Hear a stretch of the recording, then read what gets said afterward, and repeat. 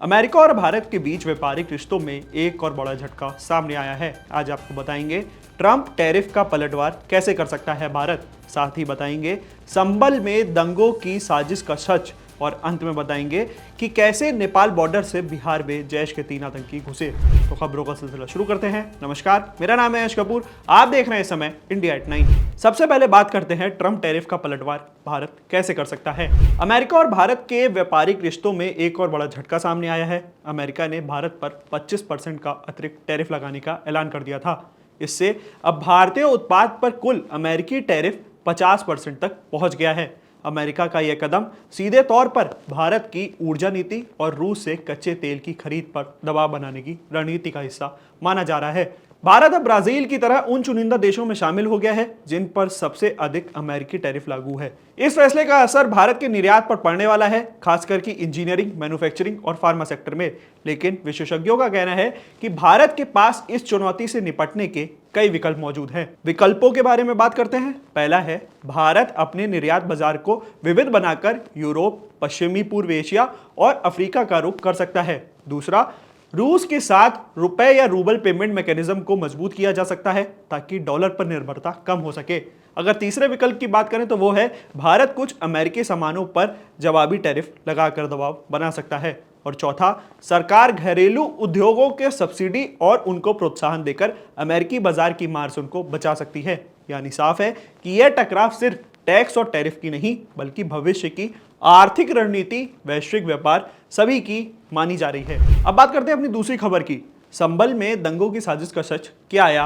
उत्तर प्रदेश के संभल हिंसा मामले में आज योगी आदित्यनाथ सरकार को एक 3 सदस्यीय न्यायिक आयोग द्वारा तैयार किए लगभग 450 पन्नों की रिपोर्ट सौंप दी गई है। यह आयोग पूर्व इलाहाबाद हाई कोर्ट जज देवेंद्र कुमार अरोड़ा की अध्यक्षता में पूर्व आईपीएस अधिकारी अरविंद कुमार जैन और पूर्व आईएएस अमित मोहन प्रसाद द्वारा गठित की गई थी, जिससे नवंबर 2024 में संभल हिंसा की गहराई में जांच की। रिपोर्ट में स्पष्ट रूप से कहा गया कि संभल नगर पालिका क्षेत्र में आज़ादी के समय हिंदू आबादी कम से कम 45% थी, जबकि मुसलमान 55% थे। लेकिन अब हिंदुओं की संख्या पलटकर 15% से 20% ही रह गई है और मुसलमानों का हिस्सा बढ़कर 85% तक पहुंच गया है। रिपोर्ट में 15 से अधिक सामुदायिक दंगों की ऐतिहासिक विवरण भी शामिल है। 1947 से लेकर 2019 तक शहर के कई बड़े घटनाक्रम इसमें शामिल हैं। 24 नवंबर 2024 में हुई हिंसा में 4 लोग मारे गए थे, दर्जन घायल हुए थे, 12 एफआईआर भी दर्ज करी गई थी और 80 व्यक्ति गिरफ्तार भी किए गए थे, जिसमें 149 आरोपी शामिल है। गिरफ्तार किए गए लोगों की चार्जशीट हजारों पन्नों की है और वहां भी हथियार बरामद हुए थे जिनकी मैन्युफैक्चरिंग यूके, यूएसए, जर्मनी में हुई थी। अब उत्तर प्रदेश सरकार रिपोर्ट की समीक्षा करेगी और भविष्य की कार्रवाई इसी आधार पर तय की जाएगी। अब बात करते हैं अपनी तीसरी खबर की। नेपाल बॉर्डर से बिहार में घुसे जैश के 3 आतंकियों के बारे में हम आपको बताते हैं। पूरे राज्य इसकी वजह से हाई अलर्ट पर है। बिहार समेत पूरे देश में आज हड़कंप मच गया क्योंकि खुफिया रिपोर्ट के अनुसार 3 जैश ए मोहम्मद के आतंकी नेपाल के रास्ते बिहार में घुस आए हैं, जिसके बाद पूरे राज्य में हाई अलर्ट घोषित कर दिया गया है। बिहार पुलिस ने इन आतंकवादियों की तस्वीर और पासपोर्ट संबंधित सभी जानकारी साझा की हैं। उनकी पहचान है उस्नैन अली, आदिल हुसैन और मोहम्मद उस्मान। ये सभी अगस्त के दूसरे सप्ताह में काठमांडू पहुंचे और तीसरे सप्ताह में भारत में प्रवेश किया।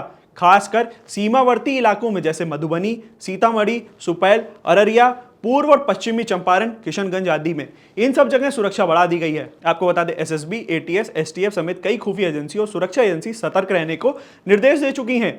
चुनावी मौसम में इस घटना की संवेदनशीलता बढ़ चुकी है क्योंकि विधानसभा चुनाव की तैयारियां भी लगातार चल रही हैं। यह संभावित रूप से बड़ी आतंकवादी साजिश को घटना दे सकते हैं। सरकार ने आम जनता से अपील की है कि वे किसी भी संदिग्ध गतिविधि की जानकारी तुरंत पुलिस को दें। राज्य में अब तलाशी अभियान तेज चल रहा है। पहरेदारी और तकनीकी निगरानी तेज कर दी गई है ताकि किसी भी अप्रिय घटना को समय होने से पहले रोका जा सके। तमाम ऐसी न्यूज़ की वीडियोस के लिए बने रहिए हमारे साथ, देखते रहिए India.com। Thank you for watching.